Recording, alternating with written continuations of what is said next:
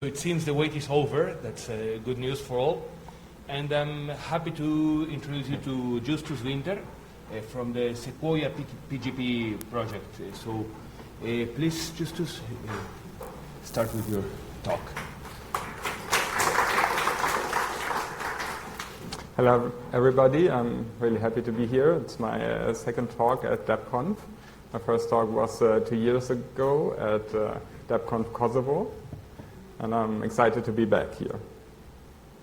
So what I want to talk about today is, give a little bit of an introduction to Sequoia OpenPGP, but I won't repeat too much. If you want to go back and to my talk at DebConf 22, I invite you to do so. I want to talk a little bit about what changed in the last 2 years, where we are at, and talk a bit about the various front ends that we have. And finally, I want to talk about the OpenPGP protocol, the standardization effort, where we are, and what all the drama is all about from my perspective. So, what is Sequoia PGP? We are a relatively new, but by now like 7-year-old PGP implementation. We are written in Rust. That has been a great choice for us, worked out fine. And it was founded by 3 people, Kai, Neil, and me. And we have been previously working on GNU-PG for Werner. And that has been a formative period for us. We learned a lot from that.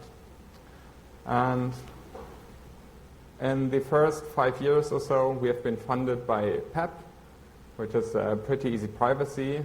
And that was very, very great because this allowed us to write a new implementation from scratch. And for the first years, we didn't have to worry about our funding situation at all. We also got some funding from NLNet. NLNet funds concrete projects like for a person year or so. And that has helped a bit, but as a project, as an old and project, what we really need is long-term funding, long-term stability. And for the past year, that kind of funding has been provided by SDF. But that funding is running out at the end of the year. And it's a bit unfortunate that we have to spend considerable time and resources on acquiring new funding. So that is an ongoing challenge for us as a project. If you want to learn more, our website is sequoiapgp.org, and conveniently we are in #Sequoia on OFTC. So it's very easy for you all to join us there and ask questions. And although we are a newcomer in the field of OpenPGP implementations, there have been some notable projects adopting us. Maybe the most well-known is RPM. RPM used to have a homegrown OpenPGP implementation, but that wasn't well maintained, and then they decided, or with our help, they replaced their own implementation with Sequoia PGP. And so far, we found a few bugs in the process, of course, both in Sequoia and in the RPM ecosystem. But I think this has been a great success story.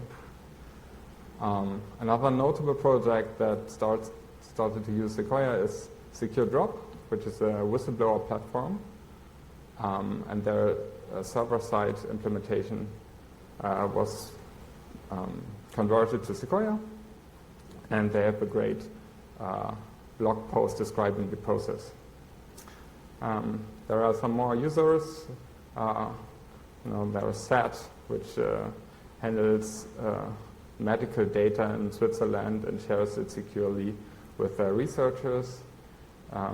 Cubes is using Sequoia in some kind of fashion, I'm not quite sure how, and so does Proxmox.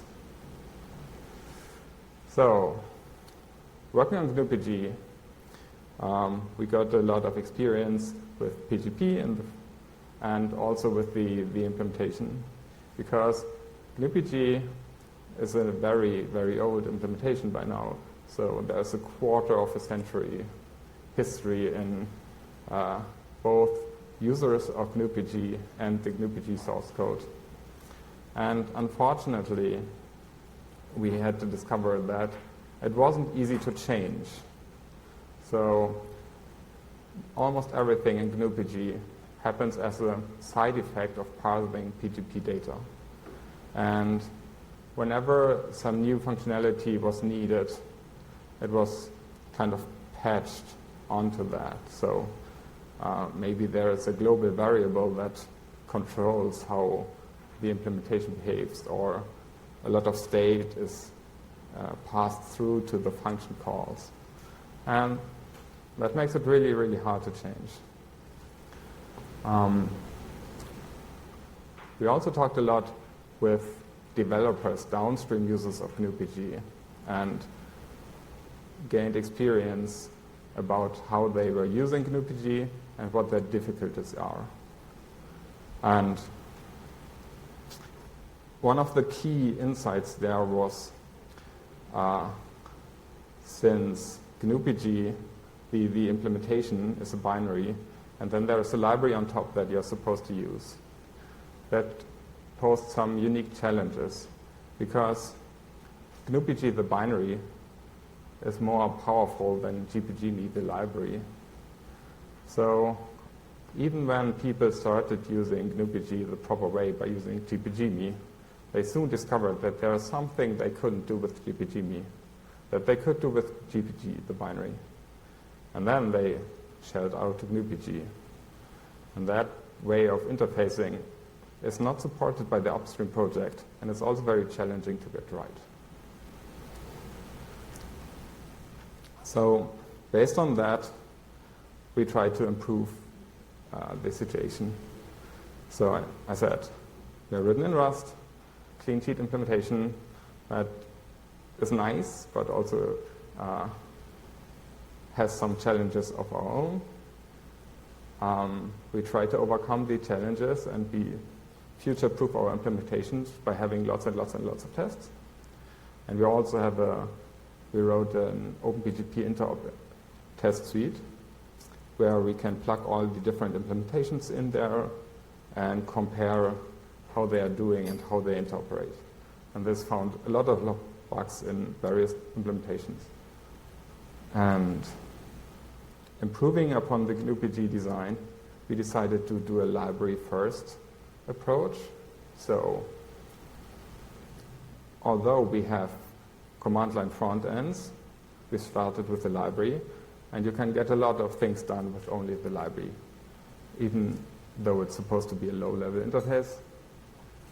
It's quite nice, actually. And the other challenge that users of GnuPG often face is that GnuPG is a quite opinionated interface. And that's great if what you want to do matches what GnuPG does. And it's not great if there is a mismatch, because then you start to write lots and lots and lots of code to work around these mismatches. And building upon these low-level, unopinionated, low interfaces, we are working our way up the stack and adding easier to use but more opinionated high-level interfaces. But we are trying to do so in a way that if what our high-level interfaces don't match what you need to do, you can always reach down to the lower-level interfaces. And we also tried very hard to make sure that the default way to do things is like the easy, the secure way. You can do all kinds of weird stuff with Sequoia, but the default thing should be the right thing and the secure thing. So this is a bit of our an overview of our libraries. So at the bottom, you can see several cryptographic libraries. So you can choose which one to use. We have Nettle, We have OpenSSL, we have Botan, we have Windows CNG on Windows. And we can also make use of Rust crypto, which are mostly pure Rust implementations of the libraries, of the cryptographic primitives, which is convenient because then you can take Sequoia and compile it to WASM if you choose to do so. And at the top, you can see our front ends. In the middle, there is SQ, which is our native interface, which uses most components. But on the right, you can see, for example, RPM Sequoia.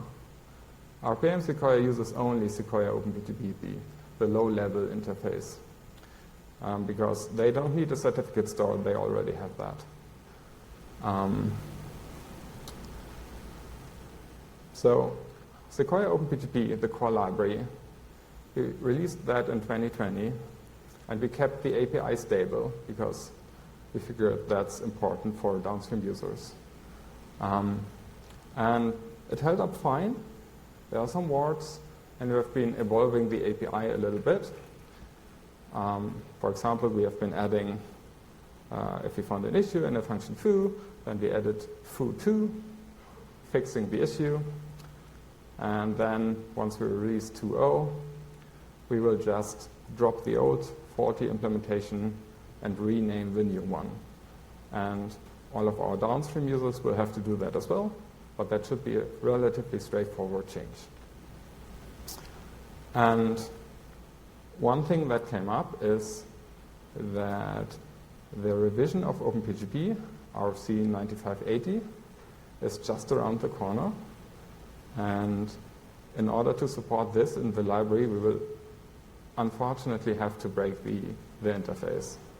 So later this year, we plan to release Sequoia OpenPGP 2.0 with support for the revision of the PGP standard. So let me talk about SQ, which is our native main front end. We chose to go with a Git-style subcommand interface, and you can see the subcommands on the right here. There are some obvious ones, like encrypt, decrypt, sign, verify. It does what you imagine that it does. Then you have SQ inspect, which is a very handy utility. It's like file, but specialized for OpenPGP data. So whenever you got something, you're not quite sure what it is, you can do SQ inspect on the file, and it will tell you exactly what kind of data you're looking at. Then you have got SQ cert, which is our certificate management subcommands. And we decided to improve not only the implementation, but also the way we talk about OpenPGP a little bit, because there is a lot of confusion about the different kind of keys that you can have. You can have public keys, private keys, sometimes called secret keys. There are subkeys, there are primary keys. Keys is very much overloaded. And then keys is also not the most appropriate term, because an OpenPGP certificate contains several keys, and then there is metadata in the form of certifications. And if you look at the X509 word, there is a term for that, an established term. It's called a certificate, and we decided to adopt that. So SQ cert deals with all the certificates of your peers. Then there is SQ key, where key stands for the private or secret keys that you have. There are all kinds of management commands for that. Then you've got SQ PKI, which helps you to discover or query your web of trust.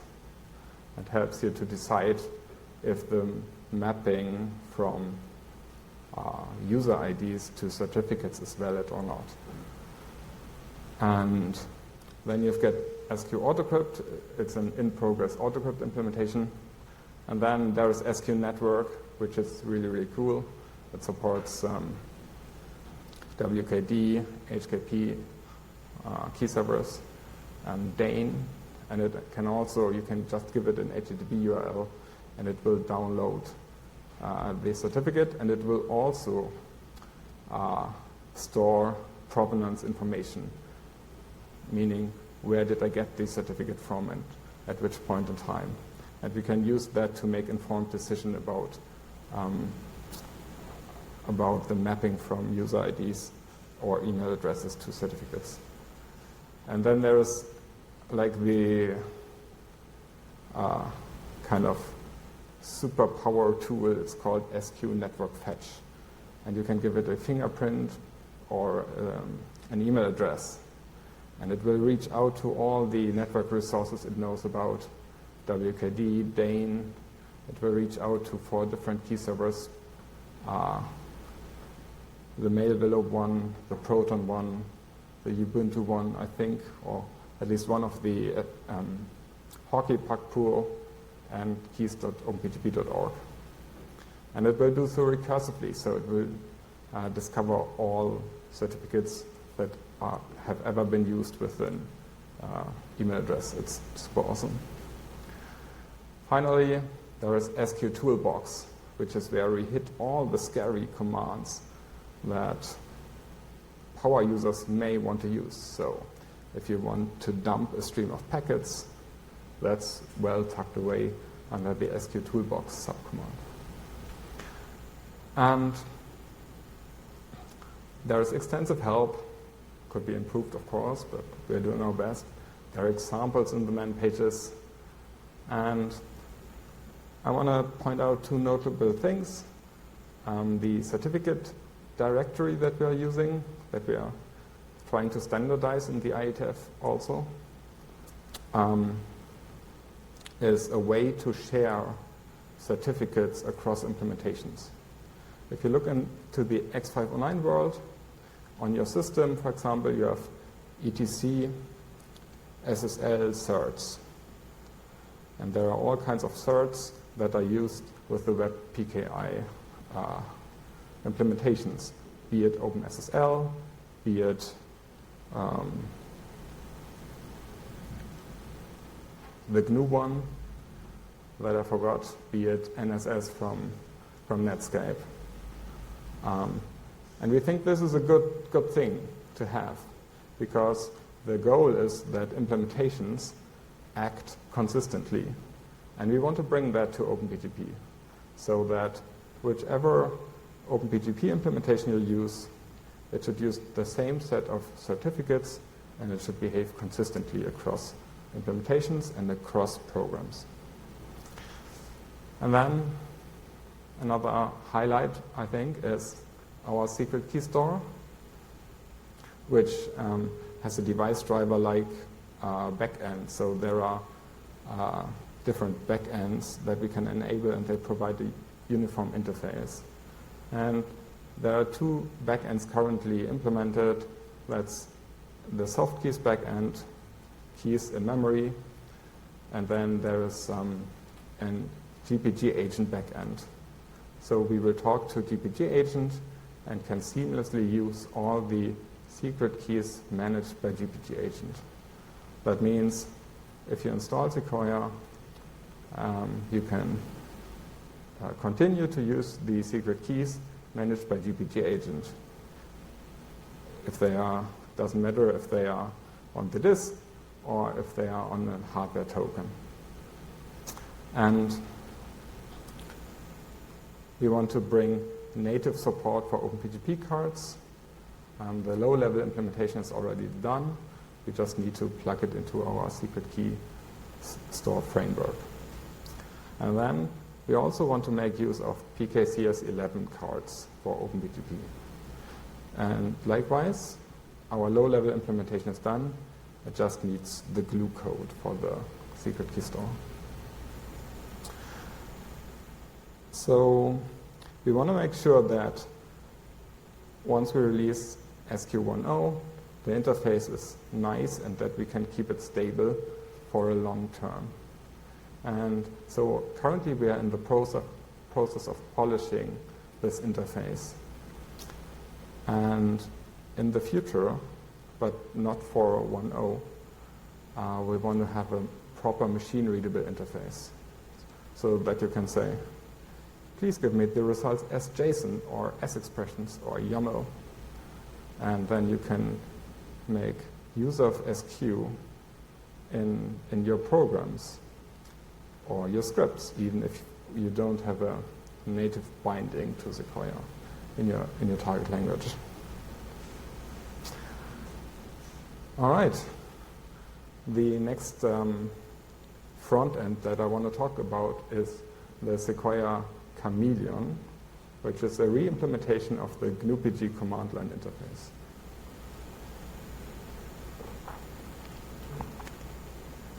And we think this is a key technology to provide a bridge to the use of Sequoia, because our observation is that there are many, many downstream users of GNU-PG. Either they use it directly by shelling out to it, or they may use it using gpg-me, the sanctioned high-level interface to GNU-PG, or they may use it indirectly, like, for example, if you look at Not Much, it uses gmime, gmime uses gpg-me, which in turn uses GNU-PG. And there are many, many, many programs using GNU-PG in one way or another. And it's a huge undertaking to port them all. Nowhere we can do that on our own. Maybe we can do it over a long time, but we need a solution now and fast. And our solution is to provide this path by re-implementing the GNU-PG command line interface, which I think is rather fitting because GPG itself is a re-implementation of PGP, the command line interface. So there's a precedent for providing an upgrade path to a different implementation. And you may know that GNU-PG has a little program, gpg-v, which is a subset of GNU-PG that only deals with signature verification. And that's really important. It reduces the trusted computing base, and it makes the executable smaller for install media and everything like that. And we also have a variant of that, and I'm happy to report that apt, for example, can make use of that for quite some time now.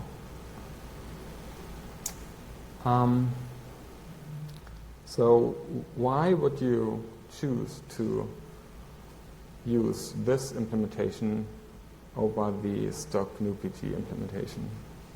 Well, for one, as Sequoia is going to implement RFC 9580, you will gain support for the revised OpenPGP standard simply by switching the front end. And then there are all the benefits that come from using Sequoia.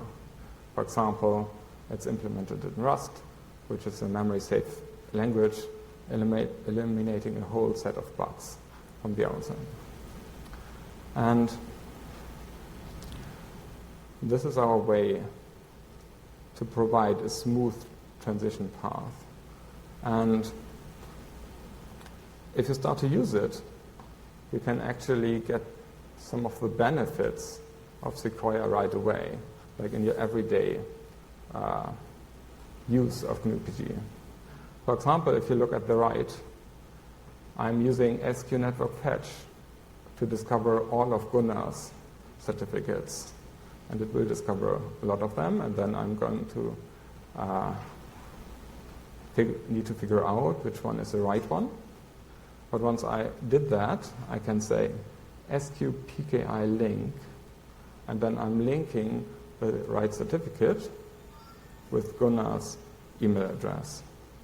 And then if I ask gpg-sq to find me the certificate for Gunnar, then it will list it, and you will see that the user ID that I linked explicitly will be shown as fully authenticated. So you can use SQ's PKI management and certificate management interface and get all the results from in your programs using GNU-PG. And this is in line with what we want to achieve. We want to achieve a consistent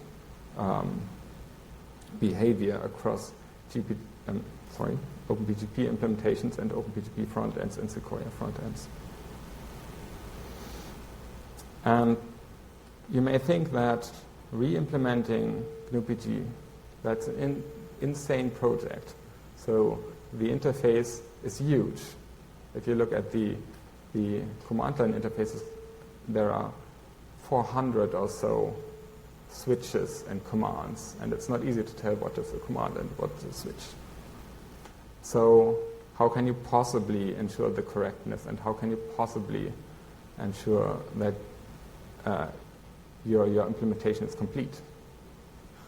And that is indeed a problem. And then there are two interfaces. There's a human-readable interface, and there is a machine-readable interface, like -- with colons.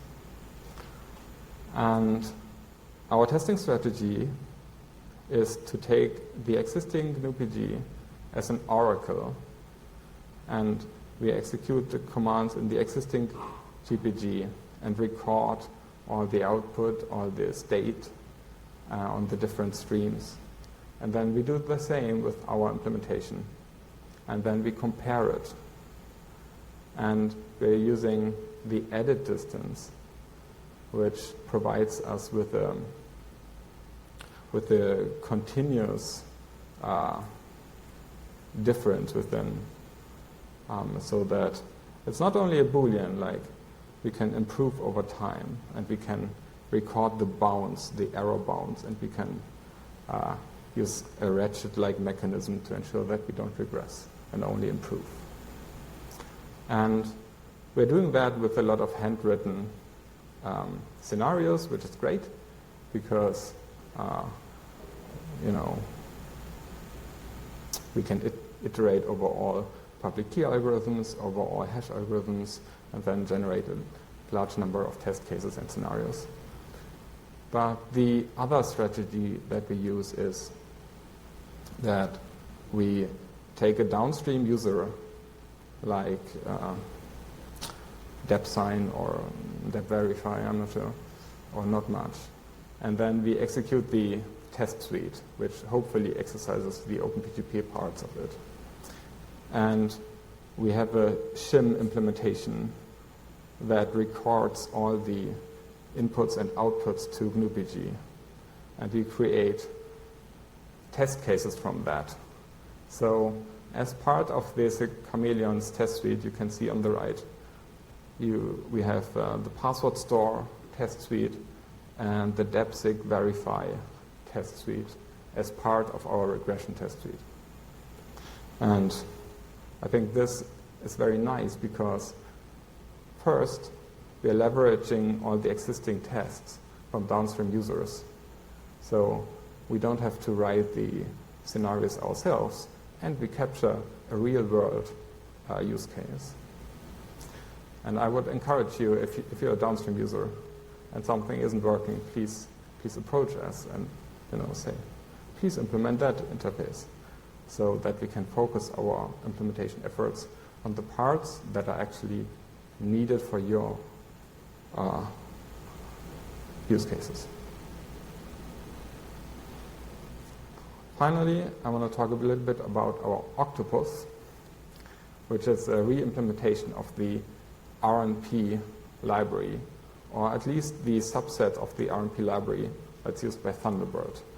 So nowadays, Thunderbird has native support for OpenPGP, which is a great thing, but unfortunately, they are not using an abstract interface. They don't have an abstraction layer for PGP implementations, but they chose one implementation and are using that.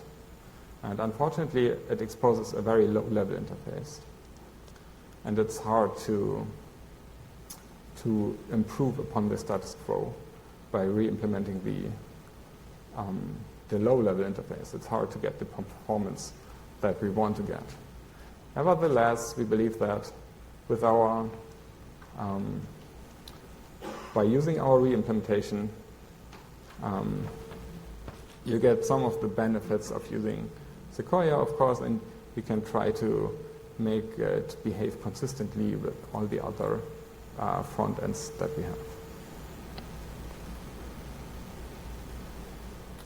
Finally, I talked a lot about how vendor lock-in is bad, or I mean, I didn't. But there has been an implicit vendor lock-in.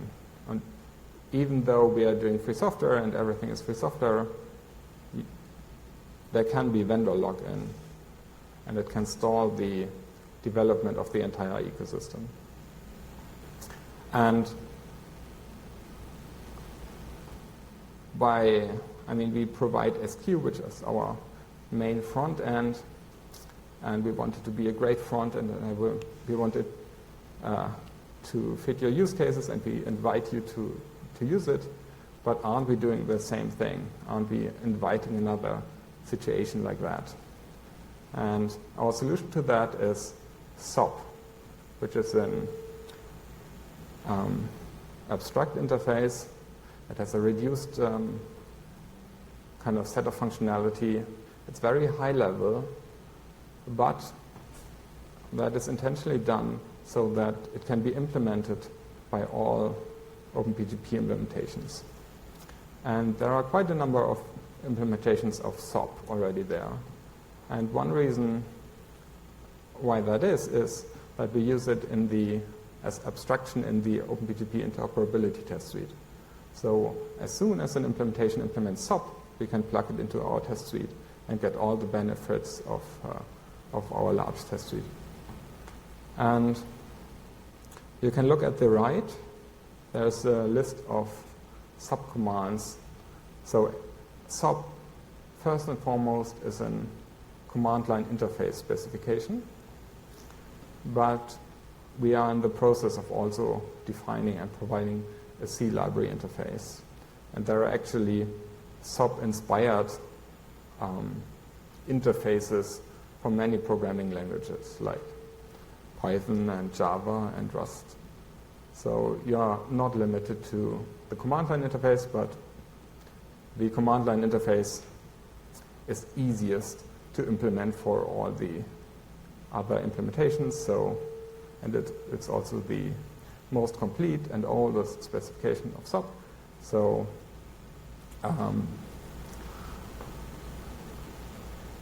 let's look at the right.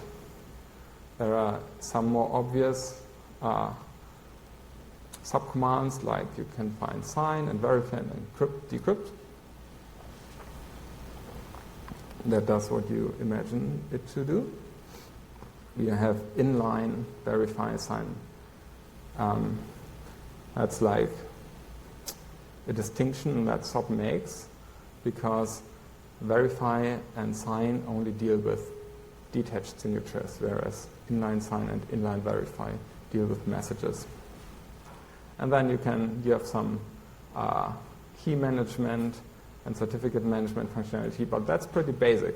So it's stateless, meaning that we don't have a keyring, and that's actually very great for server implementations or for the apt use case, for example, where you want to verify a package list with a specific certificate that's on the file system. That's a great use case for SOP. You just tell it, use the certificate in that file, here's the signature, here's the text, and then does the signature check out or not? Very simple question, very simple and clear answer. And there are at least 2 production-ready implementations of SOP in Debian. That's SQOP, which is the Sequoia one, and then there is GoSOP. And we hope to get many more into Debian soon. Finally, let's talk about the revision of PGP, which has been an ongoing process, to say the least. So 2 years ago, I promised you that it will be done, but it's still not done. But that could happen any moment now. So the editing process is done. Ayana is updating some tables. It could literally happen as we speak. It's a revision of the RC 4880. That was from 2007, so the revision is overdone. There are 4 main authors. Paul Waters, who served as the editor. There's Nibe-san, sitting in the audience right now. There's Daniel Gauchens, who works as the crypto lead at Proton, and me, and DKG served as the chair of the working group, and it has been quite a bit of work, but we are finally done. And the kind of highlights of the revision is there is authenticated encryption, there is Argon2, which is a memory hard key derivation, password to key derivation function. We have non-deterministic signatures. We have padding for certificates and messages. And maybe the most visible change is the fingerprint format change. We're using SHA-2, 256 now. So we've got 32 octets fingerprint. If you are using that in some kind of fashion, be aware, be prepared. The fingerprints will be a lot longer. So one surprising thing that might have caught your eyes is that we're talking about V6 OpenPGP now, whereas 2 years ago I promised you V5 OpenPGP. And I mean, the standardization effort took quite a bit of time. I was maybe overly optimistic on the timeline there. But all of that doesn't explain why we skipped one version there, a little bit like IP. And the reason for that has been dubbed the schism by the media. For example, there's an AWN article on that. What's up with that? What's this schism in the OpenPGP world? And the schism refers to the fact that Werner is unhappy with the development of the PGP spec and has decided to essentially fork it. His fork is called LibrePGP. And although he was part of the RFC standardization effort, he was part of the design team. At some point, he decided that he no longer has time for that. And then a year after that, he was very upset with the development that has happened. And I want to try to tell you about that from kind of my perspective and what led to the schism.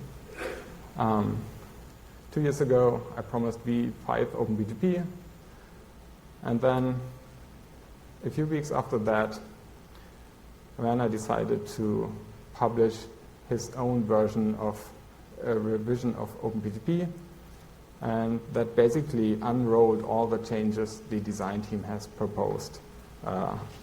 All the work of a year just undone. And in the light of that, the PGP working group came together and decided what to do about that. Because suddenly there were 2 competing specs, all claiming some V5 wire format. And we wanted to avoid the situation where there are conflicting artifacts and you can't even tell the user what went wrong. Whereas by pivoting to V6, we now can clearly say, oh, this is an artifact V5, we don't understand it, I'm sorry, that's an error. And very few years very few weeks after that, Werner released GNU-PG 2.4 with support for the v5 wire format. And he did that in the knowledge that the working group was still working on the revision. So he kind of created facts preempting all the discussion and standardization effort. And I think this is a very, very unfortunate way to do things. And not only that, but as we speak, the same thing is happening again. So the working group is working on standardizing post-quantum cryptography for OpenPGP, and yet GNU-PG 2.5 has been published, which comes with its own version of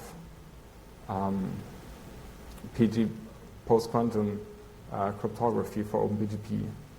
And the wire formats don't agree. They diverged already. If I created an experimental key using GNU-PG 2.5, and even though it says it's experimental key, it will change. Not even the NIST competition has finalized the algorithm. You can see it uses algorithm 29, which is squatting on a code point or that will probably be allocated for the IETF post-quantum cryptography. And there are experimental ranges in the code points that could be used for experiments, but this is squatting on the code points. So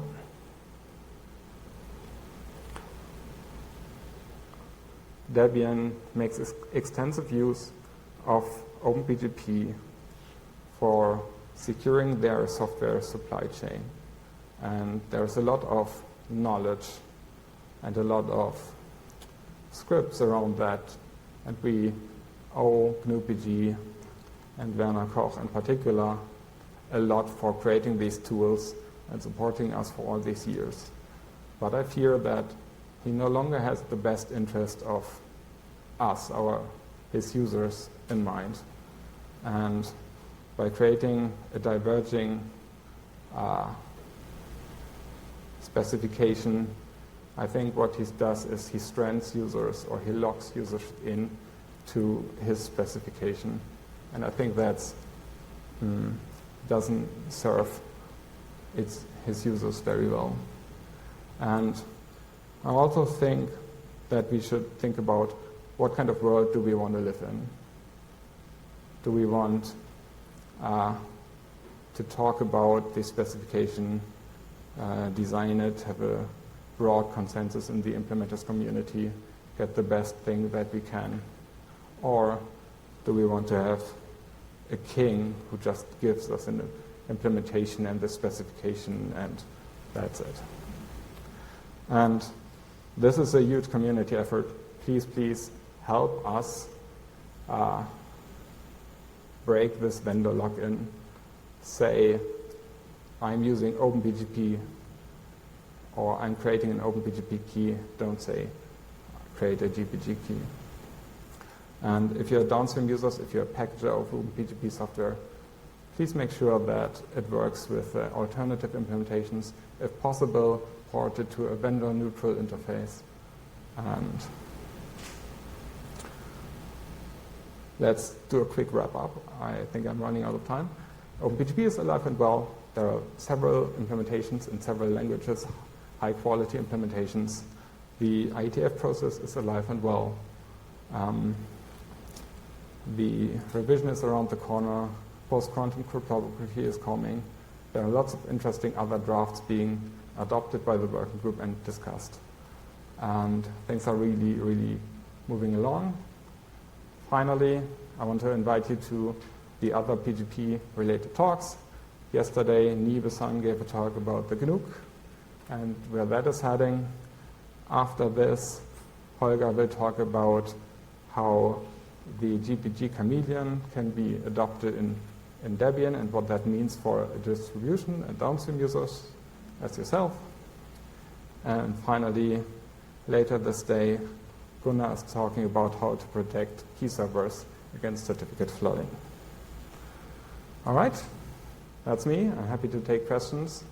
And if you have ideas on how to improve our funding situation, please come and talk to me.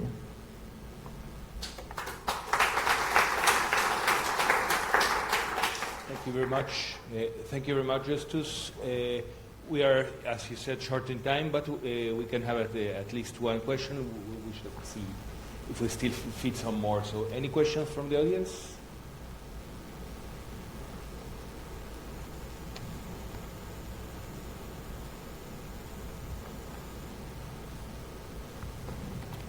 Hi, thanks for your presentation. And well, I'm not sure whether this question might fit or not, but do we need to use ASN.1 parsing in OpenPGP? And if yes, how are you handling the ASN.1 in Rust? That's a good question. So OpenPGP makes little use of ASN1. The only things where we do use it is for OIDs to identify hash algorithms and elliptic curves. And fortunately, we can get away with just having the byte encoding of the OIDs and matching on that. So almost no ASN1 in OpenPGP.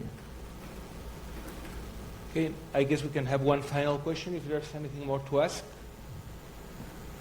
5, 4, 3, 2, 1. Okay, no further questions. Thank you very much, Justus.